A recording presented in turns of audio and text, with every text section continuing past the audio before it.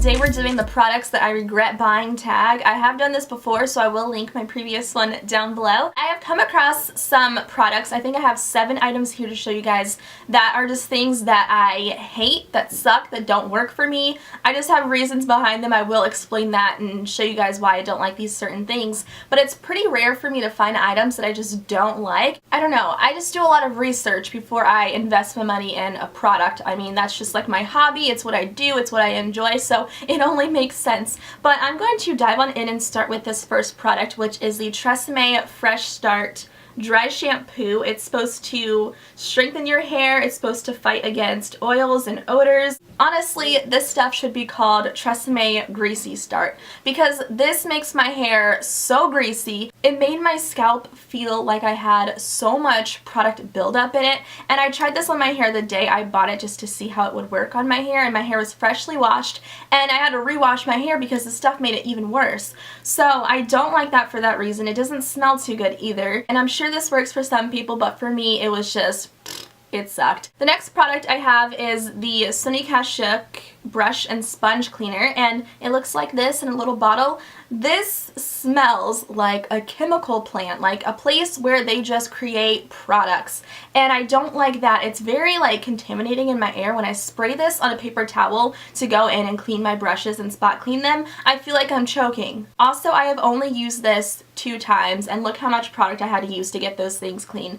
It pretty much doesn't work that great. It's probably about maybe $9, $10 at Target, and I would say definitely skip out on this and stick with the MAC brush cleanser because that product is just flawless. It lasts such a long time and it works like nothing else I've ever tried. But I usually love everything that Sunny Kashuk makes, and I'm just a little bit disappointed. The next item I have to share that I wish I never bought, I totally regret this purchase, but this is the Urban Decay 24/7 Glide-On Pencil in Perversion, and it's funny because I love the 24/7 Glide-On pencils. I love Zero, that's like my favorite, and I love all the others except for this, and I think it's because it's maybe formulated a little bit different than the others. This color Perversion is marketed to be the blackest black liner you will ever find, and for that I do give its props because it's a pretty dark creamy liner, but the swatch is very, very nice. I definitely love the swatch, but when I apply this to my waterline, 2 seconds later I have product underneath my eyes. I look like a raccoon when I apply this to my waterline. Literally it lasts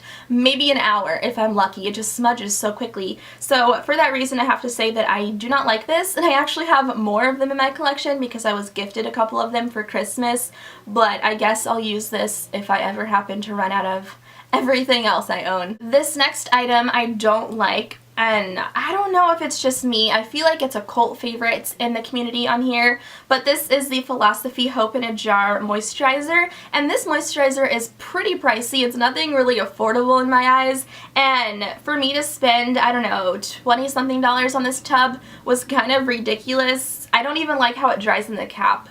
I don't like that. It's really crusty looking.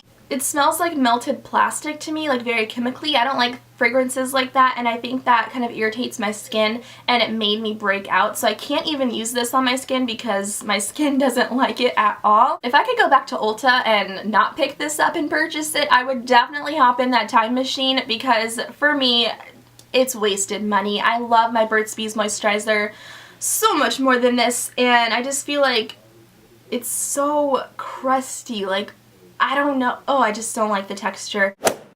Moving on to the next product that I wish I never bought. This is the Maybelline The Falsies Express Flared Volume. Why are there so many words on this tube? I have a lot to say about this one particular product, and I don't like it because the brush is so big on one side. It doesn't really even make a nice curl for me. Even if I go and curl my lashes with my lash curler and I apply this, it makes my eyelashes go stick straight. Plus, it's a very wet consistency, so I have tried to let it dry out a little bit and then go back and try it, and it still does the same thing, and I'm not really a fan of that. It also takes a little bit of time to dry, and I'm not patient at all, so when I blink, I have product under my eyes and around my eyelids, so it's a little bit messy for me. But with that being said, I'm a huge fan still of the Falsies Black Drama Mascara, and I will just go ahead and stick with that for the future. And I don't know, I branched out at the store and decided to pick this one up because it was new at the time, but I now know that I'm going to stick with my Black Drama because I love that one so much better. The next product I have to share is the Butter London nail polish in the shade Henley Regatta,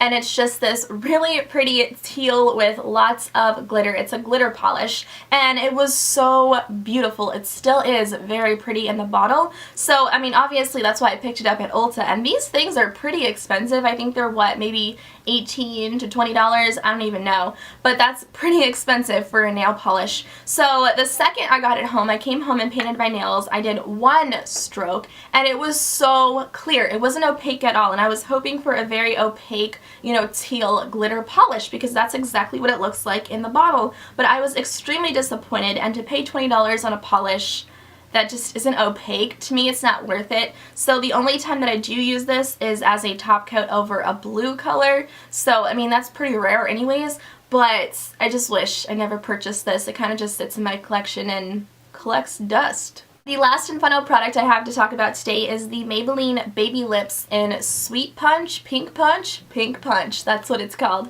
Now, this is so raved about on YouTube. It's so loved in the community, and I don't know what it is. Maybe I have terrible luck and I just don't like what everyone else likes, but this color is very beautiful. I'll swatch it on my skin. It's pretty sheer on my skin, but on my lips it's very, very opaque.